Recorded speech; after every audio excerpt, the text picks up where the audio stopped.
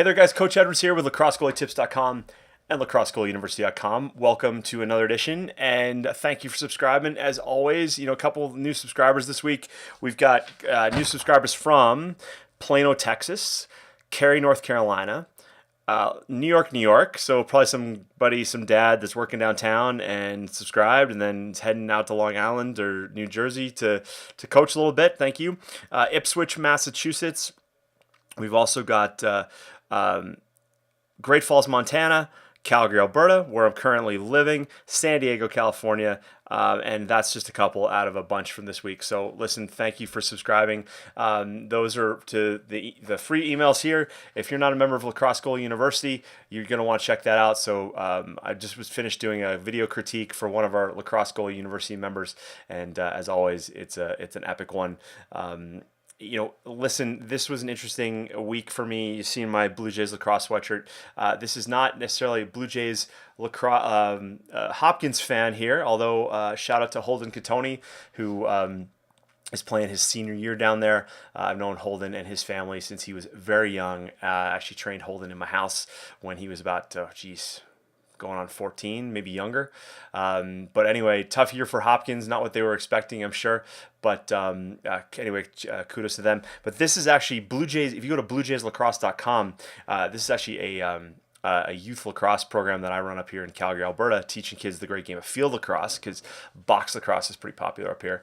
But anyway, I digress. So the question that came up today, I got an email from the goalie in Plano, Texas, who was asking me about how to stay kind of interested in the game when the play is in the other end of the field, right? It's, when we're in our crease and the play's on the other end, especially if your team's kind of kicking butt, it's hard to stay focused. And I know for myself, when I was young, I had that same problem.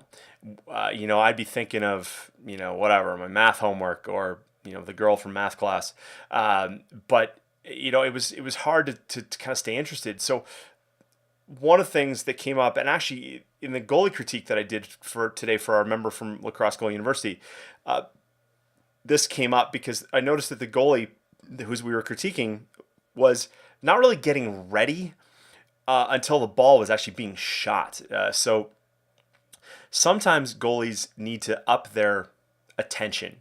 And it's one thing as coaches for us to say, whatever, Jimmy, Sally, stay awake, right?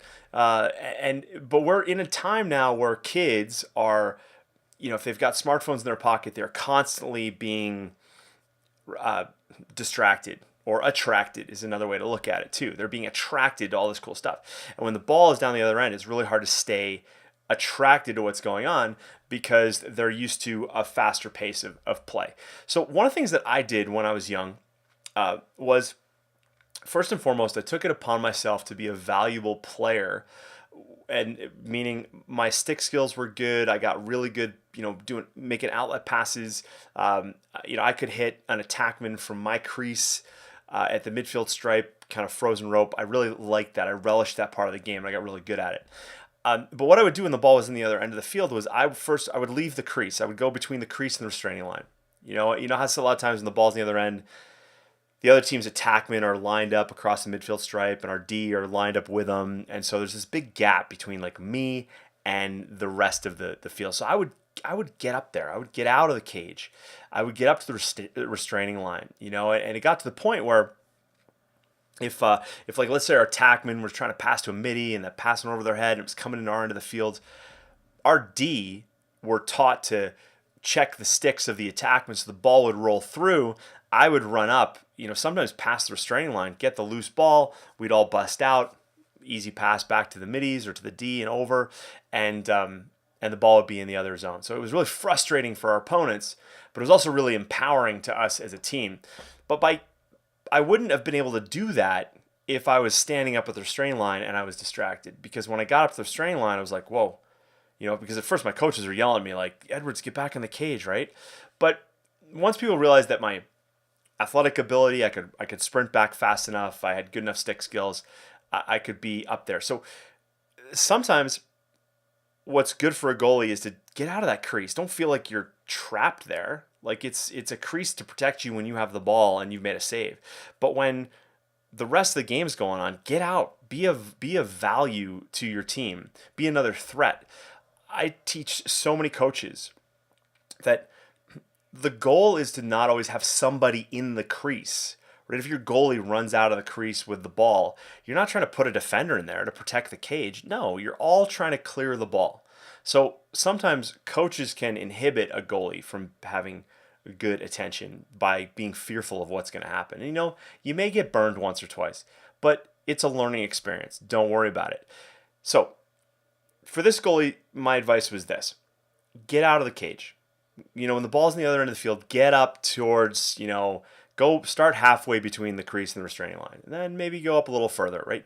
But get out there and be in the play, because it can feel really weird being all the way back there all by yourself. Okay, so that's one little small technique. So coaches, listen, empower your goalies to get out. Realize that yelling at your goalie and saying, pay attention doesn't do it, right? You've got to understand that they are distracted now and they're used to a faster pace, and if the game is slow, your kids are going to start to nod off, right? They're going to start to, and that's to be expected. So you've got to create environments where your athletes can be interested.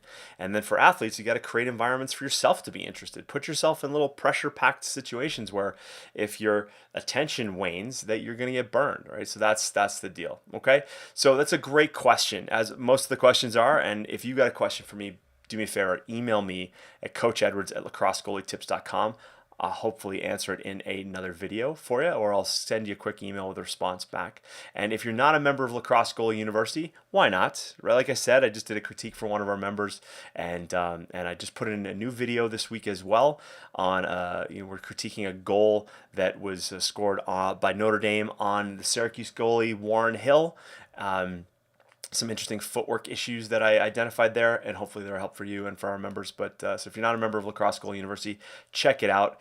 It's the cheapest thing you could possibly do to improve your lacrosse game, all right, in the goalie position. I'm the only coach doing this, so I appreciate you taking the time for me, and you're going to see everything that I've got in store over there, okay? So if you like this video, share it, tweet it, pin it, Google Plus it, send it to a goalie or parent or coach who needs to hear it, and by all means, I'll see you next week. Cheers.